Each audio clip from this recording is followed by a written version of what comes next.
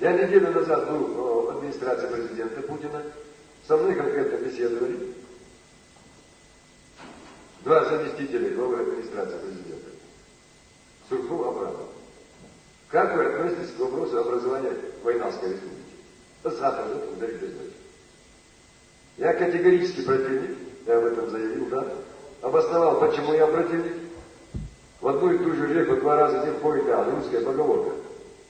В 1934 году у нас объединили, и все беды ингушского народа пошли от этого объединения.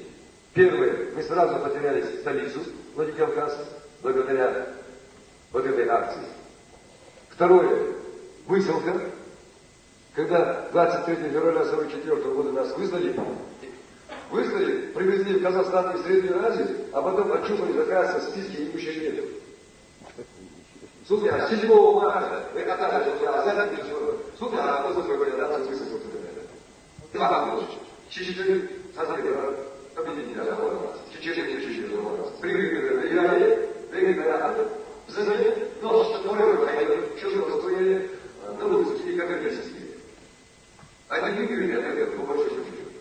И 92 год, это тоже причина объединения чеченских мужчин. Цепочка правильно установлена причина. И тогда вас поддержите, сотрудничество завтра, тоже продолжение начинает академических продуктов. Казахстан справили, единственным выходом, единственный вариант данной ситуации, он считает, что это было бы объединение казахцев Путина пишет. Это объединение Чечни и Ингушетии.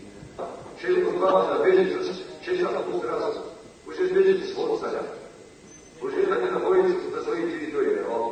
Беженцы оболваны. Чечня, Хаимский, живут, такого субъекта у нас нет. Там наемники, боевики, экстремисты воюют, и в основном из них это наемники арабские, террористы международных арабов. Проблемы знается, международные проблемы.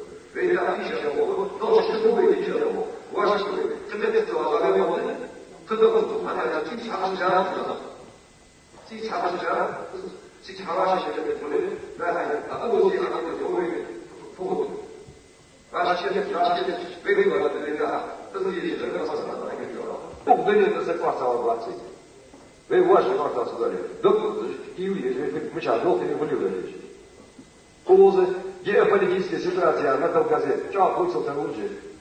Надо хотя я просто даться. Или вот просто даться. Кавказ является зоной наших жизненных интересов, официальных доктрин заявить ряду американцев. Каспийский нефть это наша жизнь. Ну, там все равно, конечно, мысли уже, собственно, самого работать так нельзя. Ну, да, и надо еще знаться. Нам надо очень гибко вести свою политику и ориентироваться в сегодняшней геополитике. Это само бросил, ладно, это. Вы приехал где-то, ладно, еще раз выслушать. Вы совет подвижный.